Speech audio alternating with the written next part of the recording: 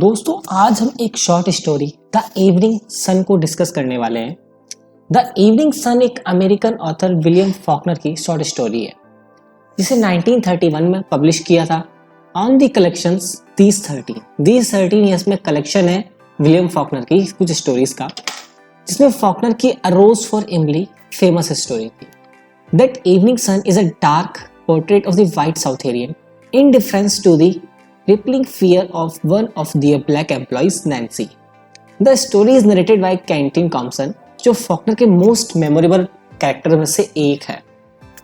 इस स्टोरी में एक ब्लैक वॉशर वुमन है, नैन्सी मैनिगियो को डर है कि उसका कॉमन लॉ हस्बैंड यीशु उसका मर्डर करना चाहता है because she is pregnant with a white man's child. समझ सकते हैं मतलब मैं कहने का मतलब क्या है? Because she is pregnant with a white man's child. So let's begin. 24-year-old canteen Compson उन चेंजेस को याद करते हैं जो लास्ट 15 ईयर्स में मिसिसिपी के जेफरसन शहर में हुए हैं। वह 15 ईयर्स पहले 1899 में अफ्रीकी अमेरिकी लॉर्डसन या वॉशर वुमेन के बारे में सोचता था जो वाइट फैमिलीज के कपड़े धोने का काम करते थे। They would pick up bundles of clothing from families such as a caption and carry the bundle on their head to and from their cabin.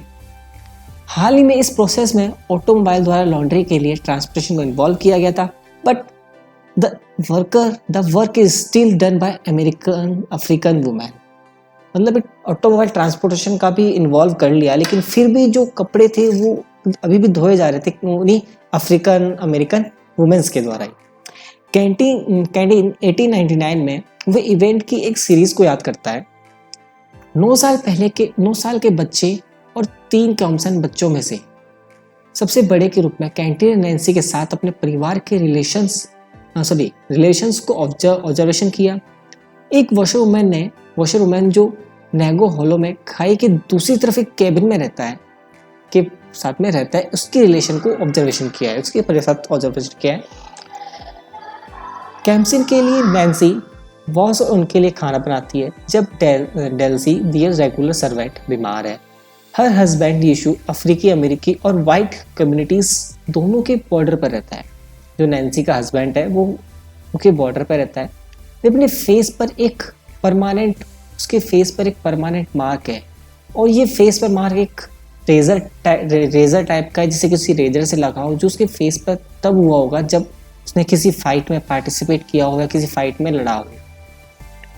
Nancy का एक वाइट मैन मिस्टर स्टोवल से आमना सामना हुआ एक दिन, एंड सेवरल टाउन पीपल्स के सामने man street पर दिन के समय वह बैंक क्लर्क और चर्च टीजन को उसके पैसे नहीं देने के लिए दोषी ठहराती है, जो कि she is on for a sexual favour.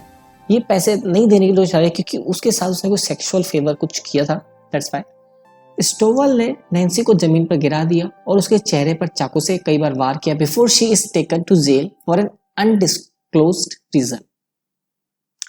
While in Jefferson jail में Nancy sing about her troubles. Nancy jail में अपनी ट्रबल्स को गा रही है, सुना रही है, and try to hang herself, और कोशिश कर रही है कि वो खुद को लटका ले, मतलब हैंग आउट मतलब फांसी दे ले, कुछ कर ले, कुछ मतलब मार ले किसी भी तरीके से।